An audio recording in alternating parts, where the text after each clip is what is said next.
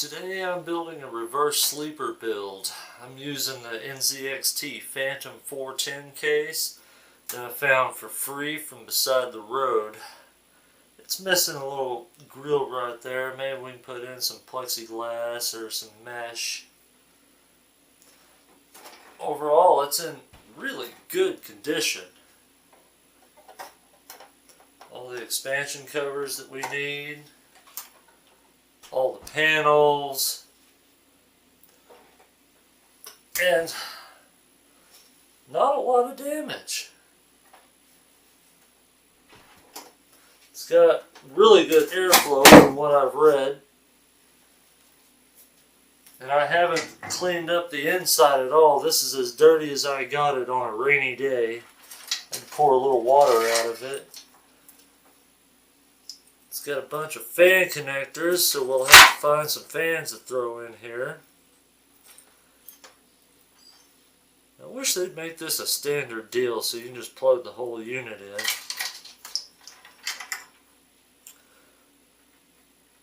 Do not connect while PC is powered on, it says. Does that matter? It's a fan connector. We got a little bit of USB 3. We got some fan cables.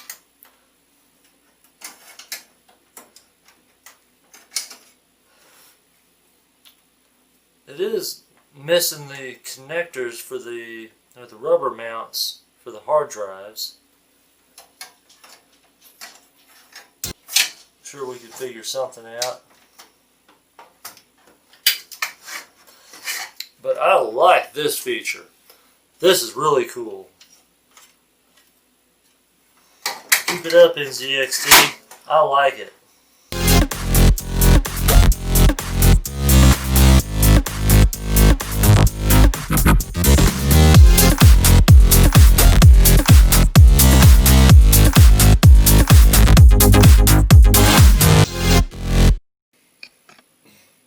What I've got here is the original motherboard that came out of that Premio Computer.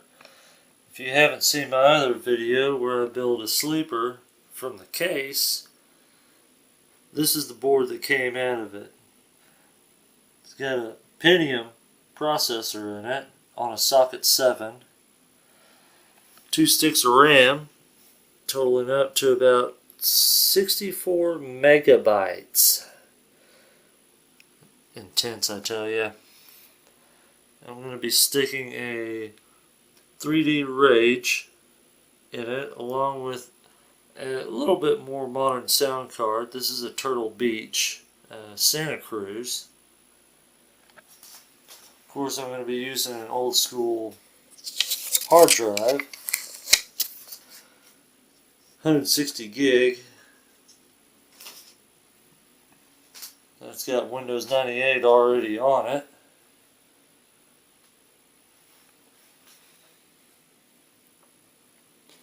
Leave a comment down below if you think that you want anything less than this, and maybe I can find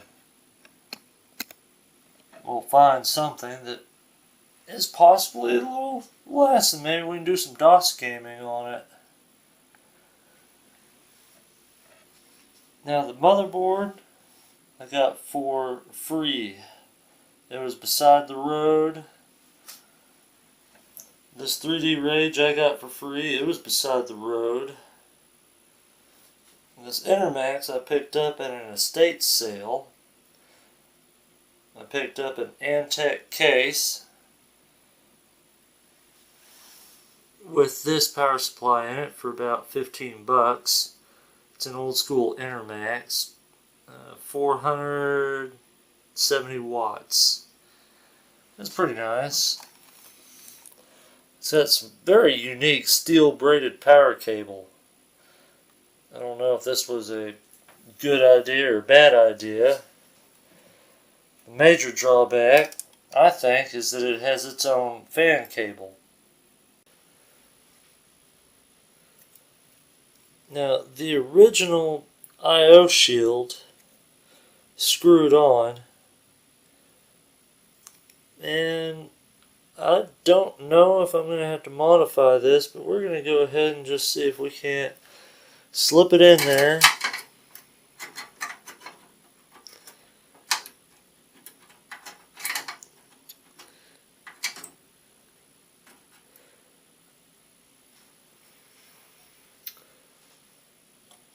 and maybe force it to work. I don't know if we can or not. It's worth a shot. Oh yeah, yeah.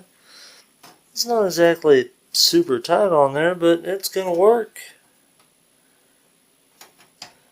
We can still get our screws in.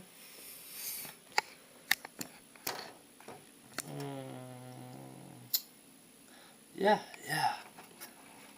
Our screws are gonna line up. Oh boy, that's ugly. But yeah, that'll work.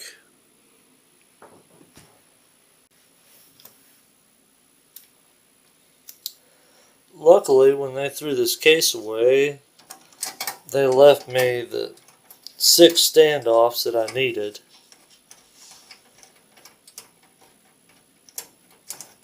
If this is your first time watching my videos, I never fully tighten the screws until I am done putting all the screws in.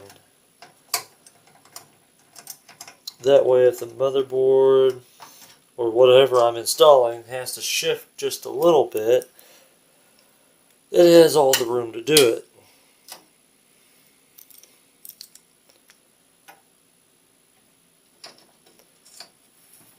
And I would like to say this: if you're using a Swiss Army knife with hopefully a screwdriver on it, you probably should go down to the hardware store. Go buy you a $2 screwdriver, even O'Reilly's or AutoZone. I'm not particular. Go buy you a $2 screwdriver, and most of them are magnetic. If you've seen that terrible video by a certain company, do not use a Swiss Army knife with hopefully a screwdriver on it.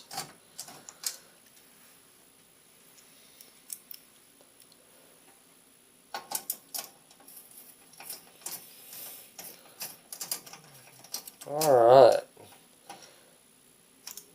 If you'll notice, there should be no resistance on your screws. If it feels like it's starting to get tight way before you even have turned it a couple revolutions, then, counterclockwise that screw until you hear it click. And that's when the threads reset. And that'll allow you to prevent stripping of the screws. Even though standoffs are cheap and widely available, it'll slow down your build.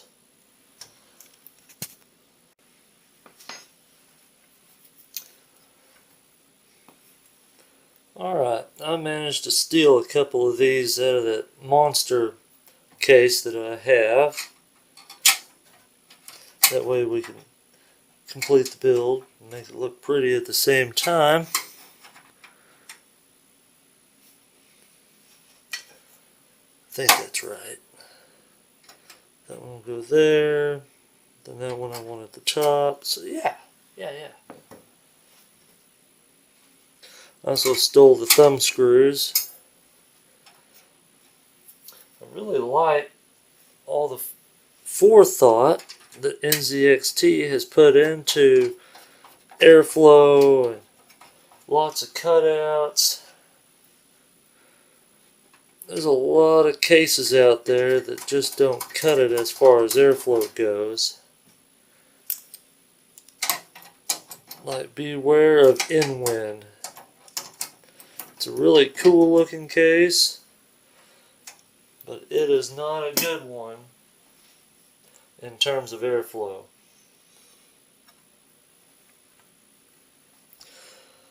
Now we've got our, well, let me turn it where you can read it. We got our 3D Rage, and you won't see a graphics card like this nowadays without a heatsink on it.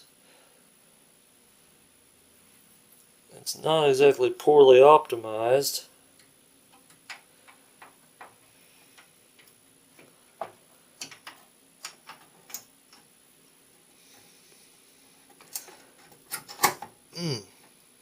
PCI problems. Of course, our Turtle Beach sound card. I think I picked this thing up off eBay for about 15 bucks, plus $7 or $8 in shipping.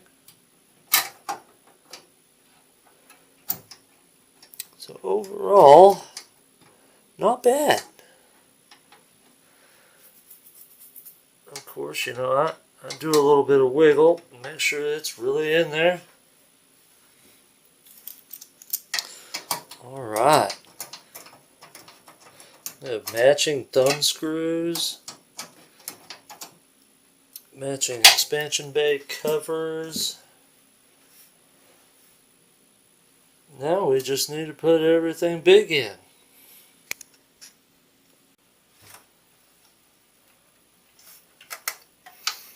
Alright, in this case supports putting the power supply in on either side, so I'm going to go fan down, which lets us see our ugly label. Don't tell that guy from Bitwit. But I'm not peeling off the label because I may want to end up reselling this. It's a pretty classy design.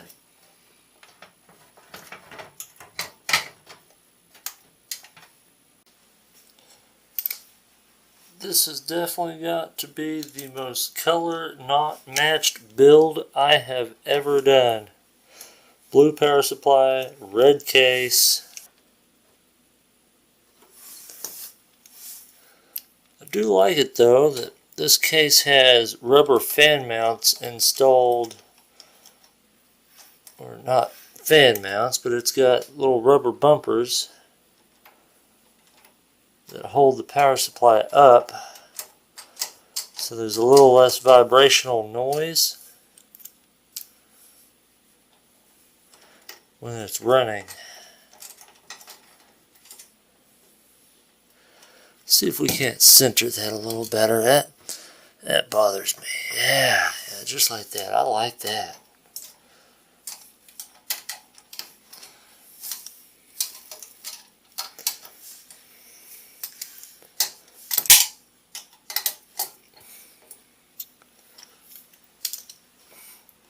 Next, so I just noticed this. That is a really cool feature. I'll never use it, but you can mount a fan, I guess, right there on your drive cage. Just kind of interesting that they would implement that. If you've got it the right direction, it is real easy. Yeah, right there.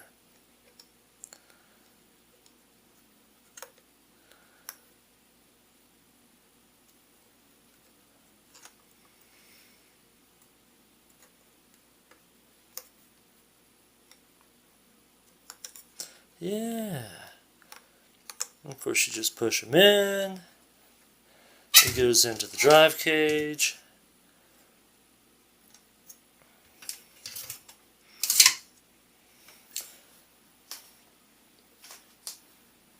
If you guys have never seen this before, that is super easy and just flat cool. And you lock it into place. You're done.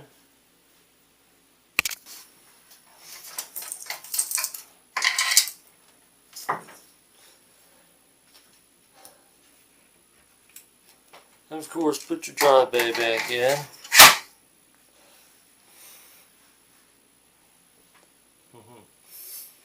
If I remember correctly, the power switch is this one right here. This board is so complicated, but I do believe that's the power LED, and so is that one.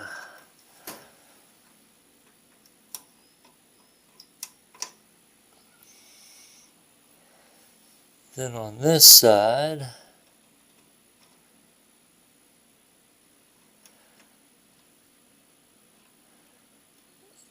it's one of these three. The plus is in the middle, so we'll do it like that. Hopefully that brings us some kind of good. So reset on the bottom. I got my 2 LEDs right there. Hopefully that's it. In this giant mess that's overkill for this case, we won't have USB 3, we won't have USB 2, we won't have HD audio, and I'm not going to be running a whole bunch of fans because we just don't need them. The system doesn't get hot enough to require them.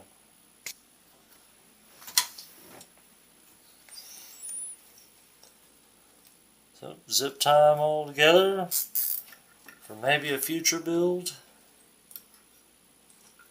Kind of would like to just cut them all off though. No, I won't do it.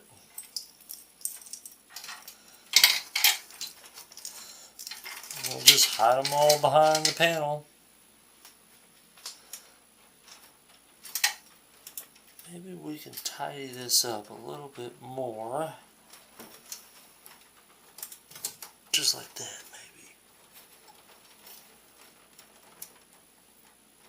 maybe. Need a big zip tie for this.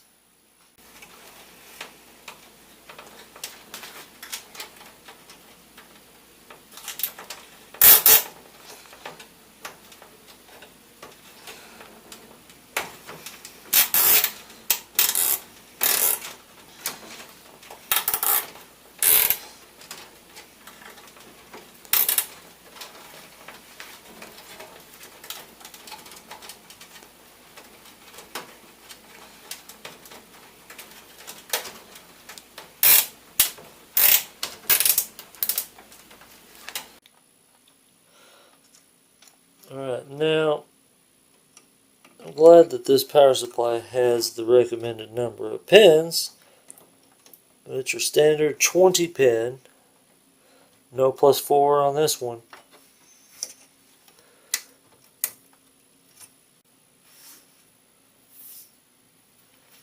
Now, when I first started building computers, I was told that the red stripe always goes to the bottom. And that you want to have everything in order. IDE 1, IDE 2, and so on. Now, our outermost spot is IDE 2. I'm going to go ahead and hook it up first because the orientation of the cable is like that.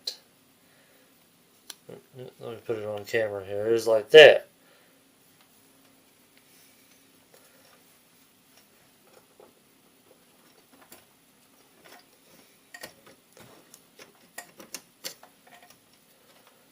Alright. Kind of just tuck him down for now. This is how we used to do it. Forget cable management. When your cables are 2 inches across, you gotta do something.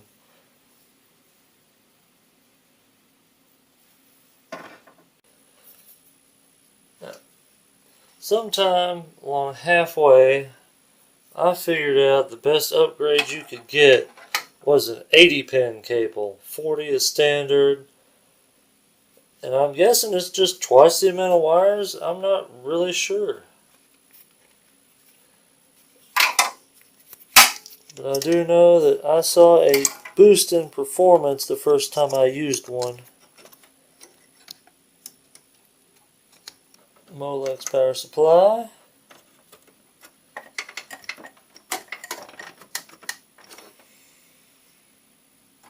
Let's sneak it in from the side here.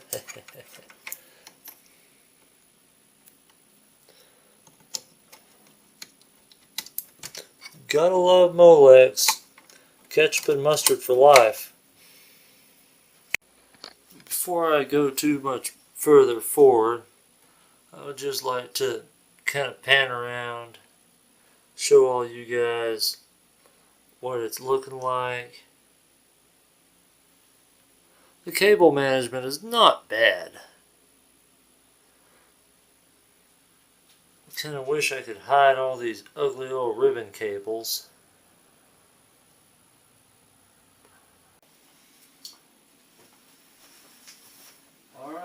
Let's see if it'll fire up for the first time. And turn our power on. No explosions.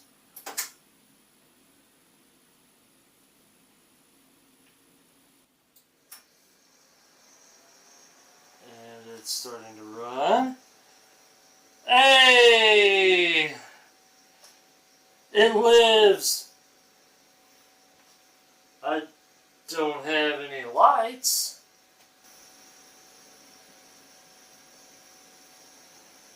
I guess I hooked up all the lights wrong.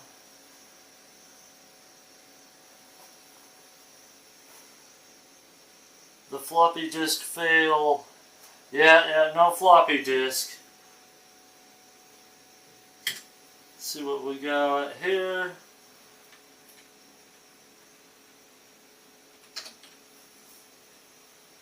It's 1997.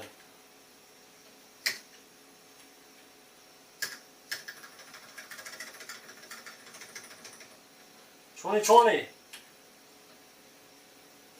I'm guessing that the BIOS battery is no good anymore.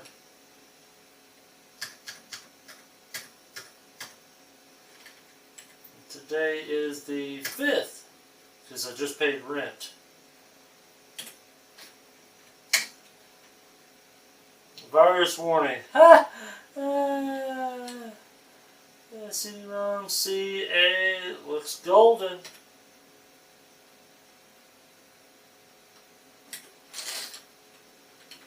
Save and exit.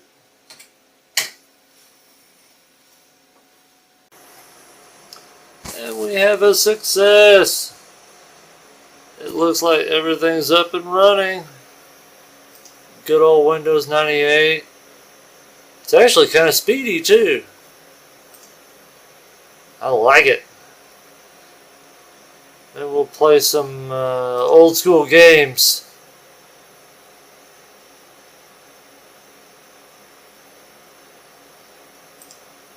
Eventually on it.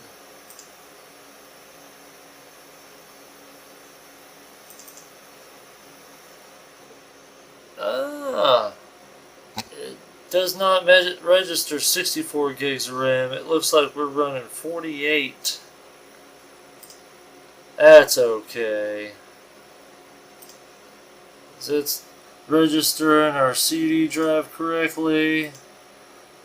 We've got our Rage 2 displayed correctly. Dial-up adapter. Oh, I guess we need to install our sound card drivers. That's okay. Stay tuned. Like, share, and subscribe. It helps my channel. Seriously. Press the subscribe button. You won't regret it. I'll have better things coming. Until then,